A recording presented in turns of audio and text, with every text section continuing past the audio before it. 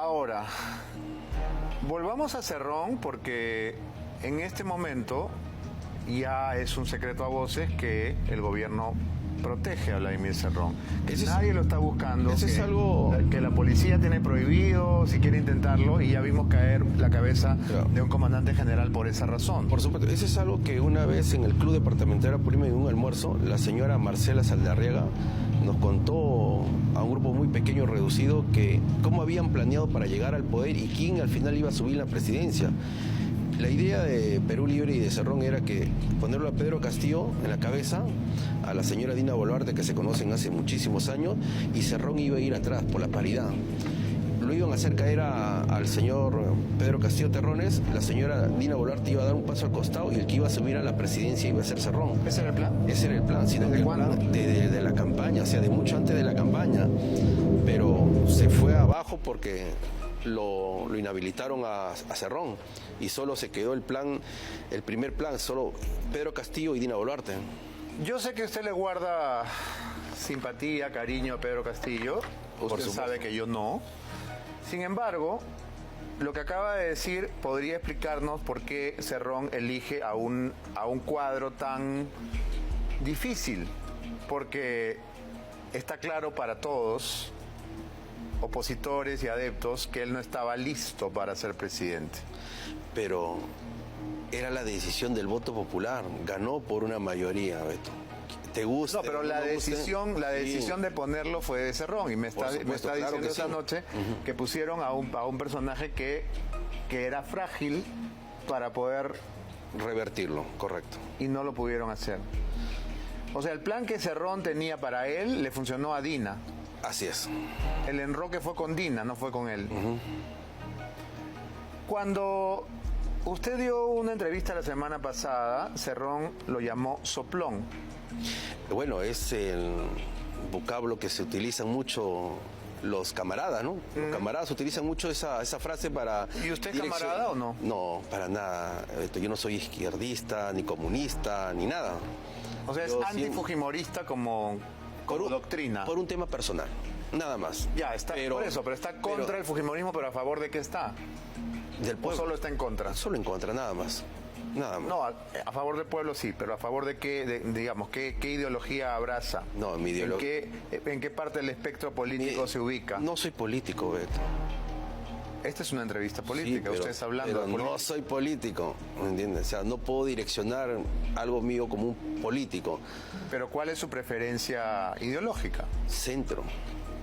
Eso dicen todos. No... Mira, desde Porqui hasta la corrupción, hasta Mendoza. Mira, Beto, la corrupción está en todo lado, en el centro, derecha, izquierda, ¿correcto? Tanto los que critican la izquierda a la derecha o la derecha a la izquierda o el centro. Corrupción y delincuentes hay en todos lados. ¿Correcto? O sea, ahorita la política está contaminado. Bueno, pero Cerrón lo llamó soplón porque usted fue parte de Perú Libre y ahora los fustiga y los pone al descubierto. Pero ¿por qué le incomoda tanto que diga la verdad? Que ingresaba a Palacio escondido por autorización del señor B. de Camacho para cogerlo al presidente del cuello, levantarlo y amenazarlo y sacudirlo porque quería sacarlo a su ministro en el 2022, Beto. Yo estuve ahí. ¿Agarrarlo del cuello y sacudirlo? Sí, por supuesto. ¿Está usando una metáfora o usted ha visto eso? No, esto es cierto, Beto. Vladimir Cerrón ha ido a Palacio y ha agarrado las solapas a Pedro Castillo. En varias oportunidades ingresaba a amenazarlo al presidente Castillo, no solamente él, también el señor Richard Rojas. Y quien lo hacía ingresar era el señor Beder Camacho y no registraban su ingreso porque ingresaban por la puerta Perú y la única persona que lo permitía ingresar por ahí es el secretario general de Palacio o el subsecretario, por la misma puerta donde ingresaban los generales, los coroneles. Bruno Pacheco. No, era Beder Camacho. En el 2021 Beder... después. Correcto. Y Beder Camacho tenía las dos gerencias porque ya no había secretario general. Y por la misma puerta donde ingresaban esas dos personas, ingresaban generales, coroneles, ministros, ingresaban congresistas, alcaldes, gobernadores, porque por ahí no se registraban para reunirse dentro de la oficina. ¿Por qué ministros recuerda usted haber visto a Cerrón zamaquear a Pedro Castillo? ¿Por qué personas? Una de la reacción más fuerte que tuvo por el de salud, el ministro de salud. ¿Cuál de ellos? ¿Zamora? Zamora es de Vizcarra, perdón. Condori. Condori. Sí, creo. No, Ceballos no, Condori. Fue donde... ¿El de la agüita racimada? Sí, correcto, es donde explotó. Porque ya su salida estaba evidente, ¿no? Ahora, cuando en la semana pasada usted dijo en una entrevista que a Salatiel Marrufo lo introdujo en el entorno de Pedro Castillo o la señora Dina Boluarte, lo primero que pensamos aquí fue Marrufo fue el hombre que produjo el estallido del 7 de noviembre, diciembre. Siempre. Fue el hombre que con sus confesiones puso a temblar al presidente Pedro Castillo. Solo a temblar. Solo a temblar. Correcto. Claro, no lo derribó. No lo derribó. Lo asustó. Solamente. Y la pregunta que se cae de la mata es, ¿para qué colocó Dina Boluarte a Salatiel Marrufo dentro del gobierno de Pedro Castillo? Evidenciado para que suceda todo el escenario que se dio en diciembre, el 7 de diciembre. No solamente la señora Dina Boluarte lleva al señor Marrufo al entorno del presidente, lo lleva también al señor Palacín, al papá, al hijo Palacín, que luego ingresa a Indecopi. También lo lleva al señor Aníbal Torres. Aníbal fue Correcto. una idea de Boluarte. Quien le habla asistió en la segunda vuelta a su casa del señor Aníbal Torres. 3 oportunidades. Nos fuimos con la señora Marisa, la señora Dina Boluarte y su escolta. En la calle Burgos. Correcto. En San Fuimos, Isidro. ingresamos ahí, el señor Aníbal nos saludó, estaba su hijo, nos dio la mano, pasamos a una sala de espera y la señora Dina Boluarte se fue a conversar en otro ambiente con Aníbal Torres. En 3 oportunidades. En la cuarta ya estábamos en el local de Wilson y la señora Dina Boluarte nos dice, por favor, dígale al de seguridad de la parte de abajo que ingrese el doctor Aníbal Torres, señor Palacín y todas las personas para presentarlo al profesor Castillo. Ella es quien trae a todas estas personas. Aníbal, Palacín papá, Palacín hijo. ¿Recuerda alguno más? Claro, estaba Marrufo. Salatiel Marrufo. Correcto, y habían 3, 4 personas más que ya había tenido reuniones anteriores donde yo no estuve presente, ¿no? Pero habían como 6, 7 personas que luego a la semana siguiente el presidente los pone como equipo técnico en Zapayal, en un evento allá, en el Cono Norte. Si Dina Boluarte había jurado públicamente que si vacaban a Pedro Castillo se iba con él. Eso es mentira. Tanto así que el día que renuncia todo el mundo dice, pero ¿por qué renunció Dina, no? ¿Quién la sacó? Esto fue en un consejo de ministros, le pusieron un documento a la señora Dina Boluarte. El presidente estuvo sentado, estaban todos los ministros, le ponen el documento donde le dicen, señora Dina, doctora, firme el documento, en el caso que al presidente lo vaquen o lo destituyan, este documento en automático se rige. Usted deja de ser vicepresidente. El documento decía yo, Dina Boluarte, me comprometo a renunciar en caso de vacancia presidencial. Correcto. Y ella agarra el documento, lo tira al medio de la mesa, lo mira fijamente al presidente, se para y se retira del Consejo de Ministros. Ya nunca más volvió. Ahí renunció. ¿Recuerda la fecha? No me acuerdo muy bien, pero ahí estaba el ministro Sala, Roberto Sánchez, estaban todos los ministros. Y luego se anunció que ella había renunciado. Claro, al día siguiente ya. Es la coyuntura del 5 de abril del 2022 cuando la gente salió masivamente a las calles rebelándose contra esta orden de inamovilidad. No, eso fue en septiembre. ¿Mucho después? Claro, casi ya entre septiembre y octubre, 2 meses antes del 7 de diciembre, cuando renuncia como ministra. Claro, pero era una renuncia, digamos, que le venía perfecto, ¿no? Claro, porque ya había hecho las coordinaciones para el tema de la conspiración y el complot que el plan estaba en marcha, ¿no? Además, ella aparecía en ese momento como alguien que se alejaba de Castillo, que ya estaba manchado. Ya no asistía a Palacio Cas. Ya no asistía. Por lo que cuenta, pareciera entonces que Dina Boluarte y Martín Vizcarra tienen vidas paralelas, ¿no?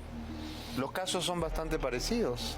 Los dos estuvieron esperando su oportunidad, por decirlo de alguna manera, para saltar sobre el sillón presidencial.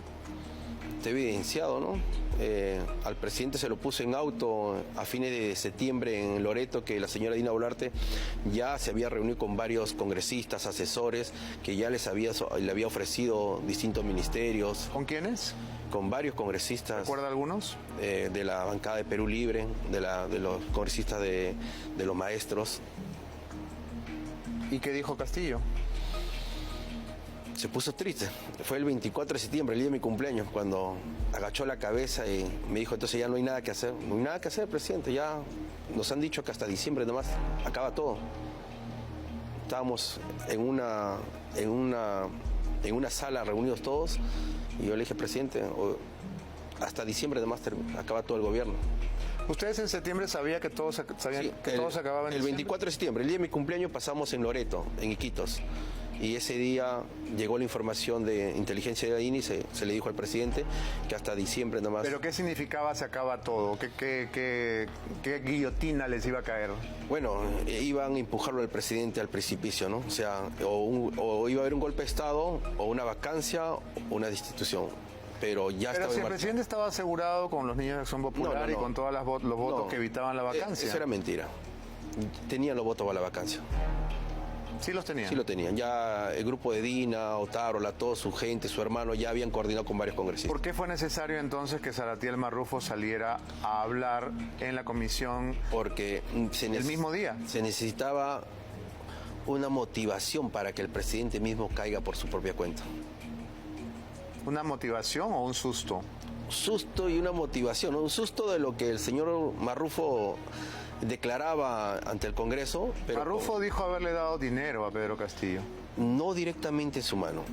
Que dijo, sí lo di dinero a esa su hermana Gloria, pero no a Pedro Castillo.